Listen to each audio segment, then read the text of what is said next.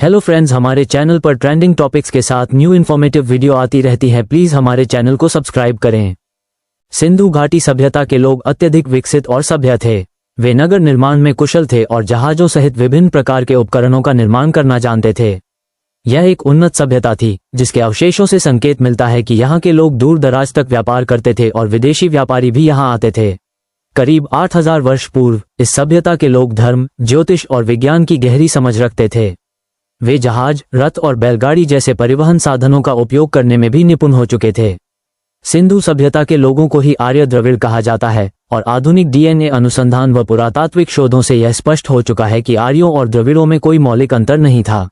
इस सभ्यता की मूर्तियों में बैल की आकृति वाली प्रतिमाओं को भगवान ऋषभनाथ से जोड़ा जाता है। यहाँ से प्राप्त ग्रेनाइट पत्थर की एक नग्न मूर्ति को भी जैन धर्म से संबंधित माना जाता है। मोहनजोदड़ो और हड़प्पा से प्राप्त कुछ मुद्राओं पर अंकित चित्र मथुरा में मिली ऋषभदेव की मूर्ति से काफी मेल खाते हैं और इन मुद्राओं के नीचे बैल का चिन्ह भी दिखाई देता है जो ऋषभदेव का प्रतीक माना जाता है। सिंधु घाटी सभ्यता की मुद्राओं के चित्रण को चक्रवर्ती सम्राट भरत से जोड़ा जाता है। इसमें दाईं ओर भगवान ऋषभदेव नग्न कायोत्सर्ग मुद्रा में विराजमान हैं, जिनके सिर पर त्रिशूल अंकित है, जो जैन धर्म के त्रिरत्न सम्यक दर्शन, सम्यक ज्ञान और सम्यक चारित्र का प्रतीक माना जाता है। उनके समीप उनके ज्येष्ठ पुत्र चक्रवर्ती सम्राट भरत राजसी ठाठ में उष्णीश धारण किए हुए खड़े हैं। उनके पीछे एक बैल का चित्रण है जो भगवान ऋषभनाथ का प्रतीक चिन्ह माना जाता है। हालांकि हिंदू मान्यता के अनुसार इस मुद्रा को राजा दक्ष के प्रसंग से भी जोड़ा जाता है, जिसमें भगवान शिव के सामने दक्ष का कटा हुआ सिर रखा है और पास में वीरभद्र शीश झुकाए बैठे हैं। ये चित्रण सती के यज्ञ में आत्मदाह के बाद की घटना से संबंधित माना जाता है। सिंधु घाटी सभ्यता की खुदाई में पकी हुई मिट्टी के दीपक प्राप्त हुए हैं। मोहनजोदड़ो के भवनों में दीप रखने के लिए ताकों का निर्माण किया गया था और मुख्य द्वार को प्रकाशित करने के लिए आलों की व्यवस्था थी। प्राप्त अवशेषों में एक मिट्टी की मूर्ति भी मिली है जिसमें माता देवी के दोनों ओर दीप जलते हुए दिखाए गए हैं। ये संकेत करता है कि उस काल में भी दीपावली जैसे त्योहार मनाए जाते थे। इन प्रमाणों से यह स्पष्ट होता है कि सिंधु घाटी सभ्यता हिंदू आर्यों से जुड़ी हुई थी। भारत के इतिहास को विकृत करने में मैक्स मूलर, विलियम हंटर और लॉर्ड थॉमस बेबिंगटन मैकॉले की महत्वपूर्ण भूमिका रही। अंग्रेजों द्वारा लिखे गए इतिहास में 4 प्रमुख बातें प्रचारित की गईं। पहली, भारतीय इतिहास की शुरुआत सिंधु घाटी सभ्यता से मानी गई। दूसरी, सिंधु घाटी के लोग द्रविड़ माने गए जिन्हें आर्य नहीं माना जाता।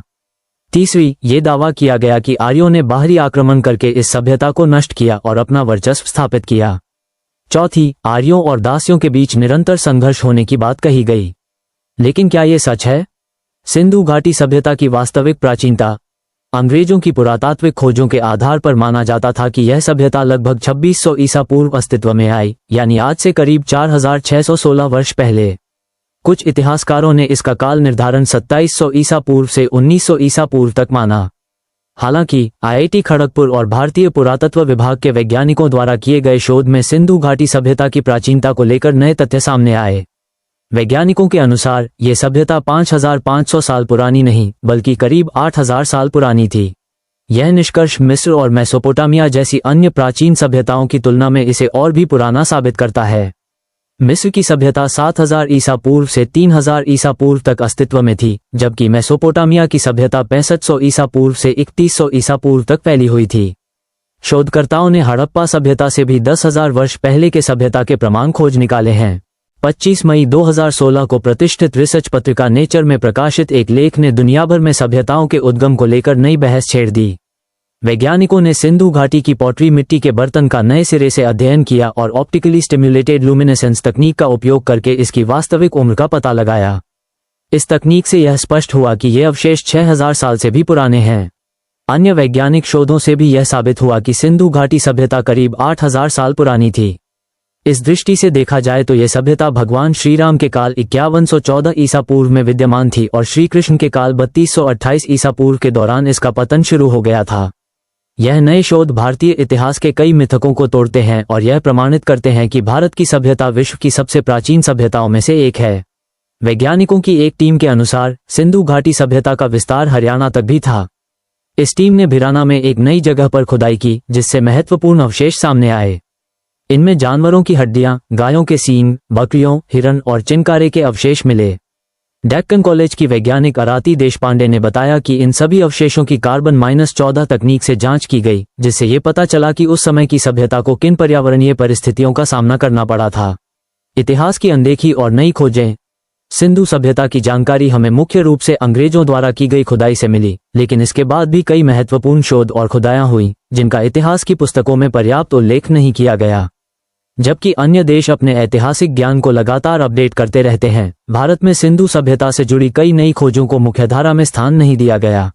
सिंधु सभ्यता के पतन के कारण। ये सवाल कि सिंधु सभ्यता का पतन कैसे हुआ, वैज्ञानिकों के अनुसार इसका प्रमुख कारण कमजोर मानसून और प्राकृतिक परिस्थितियों में बदलाव था, जिसके कारण ये सभ्यता धीरे धीरे उजड़ गई।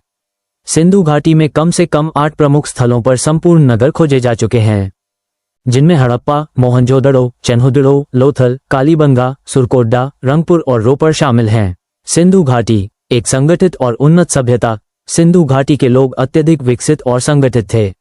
वे नगर निर्माण में निपुण थे और जहाजों सहित कई जटिल संरचनाएं बना सकते थे। यह एक स्थायी और संगठित नगरीय सभ्यता थी, इसलिए इसे भारत में शहरीकरण की शुरुआत माना जाता है। प्राप्त अवशेषों से संकेत मिलता है कि यहाँ के लोग दूर दराज तक व्यापार करते थे और विदेशी व्यापारी भी यहाँ आते थे। ये लोग केवल सुनियोजित नगर ही नहीं बसाते थे, बल्कि व्यापार के विभिन्न तरीकों से भी परिचित थे। आयात निर्यात की प्रक्रिया के कारण मुद्रा का प्रचलन बढ़ा, जिससे समाज में एक नई आर्थिक क्रांति का आरंभ हुआ। सिंधु घाटी सभ्यता के लोगों की धर्म, ज्योतिष और विज्ञान में गहरी समझ थी। वे जहाज, रथ, बैलगाड़ी जैसे यातायात के साधनों का कुशलता से उपयोग करना सीख चुके थे। इस सभ्यता की जटिल और उन्नत संरचनाएं इसे प्राचीन विश्व की सबसे प्रभावशाली सभ्यताओं में से एक बनाती हैं। अगर आपको हमारी वीडियो पसंद आए है तो प्लीज चैनल को लाइक, शेयर, सब्सक्राइब जरूर करें। आपका एक लाइक हमारी मेहनत को आगे ले जाएगा और आपका बहुत धन्यवाद होगा।